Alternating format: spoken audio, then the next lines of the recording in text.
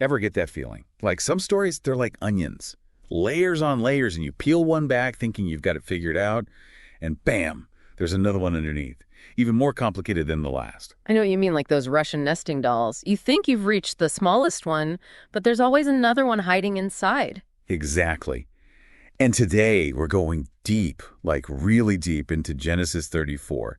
This isn't just some ancient story, though. This is about justice, revenge, family ties, stuff that still gets us talking, even now. Absolutely. This isn't just a tale. It's like a window into human nature, you know? It's about the times when our cultures, our own sense of right and wrong, they just crash right into each other. So picture this. Jacob and his family, they're back in Canaan, trying to make a fresh start. We meet Dinah, his daughter, and then there's this guy, Shechem, a prince of the land. But their story, it's not exactly a fairy tale, not even close. No, not at all. And to really get it, we've got to remember the world they lived in, right? I mean, Shechem is a prince. He's used to power, getting his way. Dinah's this young woman, part of a family that travels around, not exactly the most powerful position to be in. And the text, it says Dinah was defiled.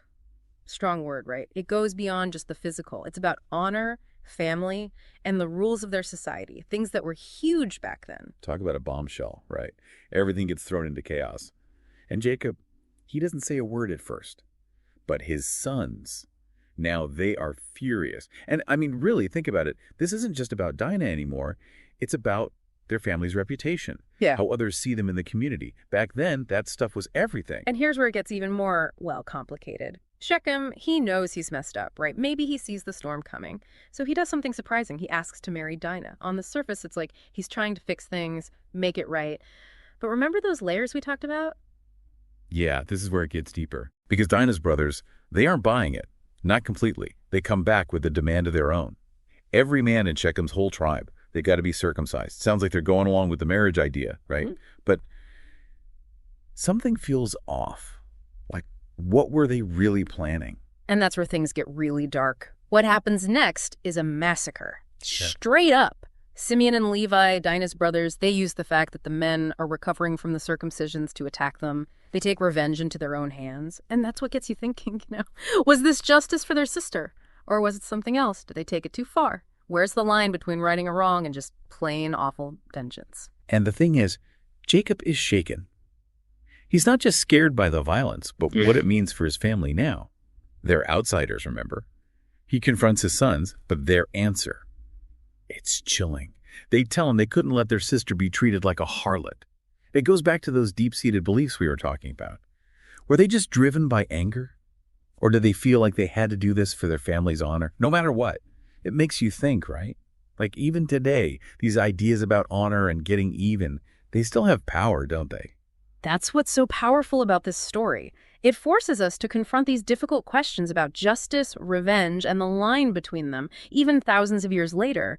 You have these two groups, each with their own moral code, their own idea of what's right and wrong, and we're left asking ourselves, how do we deal with those gray areas? What's the right way to respond when someone does something wrong, especially with different cultures involved? And how do we break free from those cycles of violence, even when we're trying to find justice? It's like the story opens this door to a conversation we're still having today, isn't it?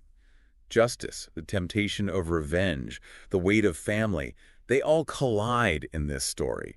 And we're still grappling with those same choices, even in a world that's completely different.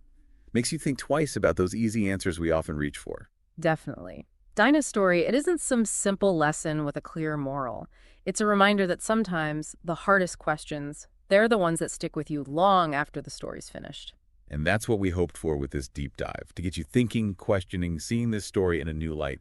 Because maybe, just maybe, understanding these complicated stories from the past can help us figure out the challenges we face in our own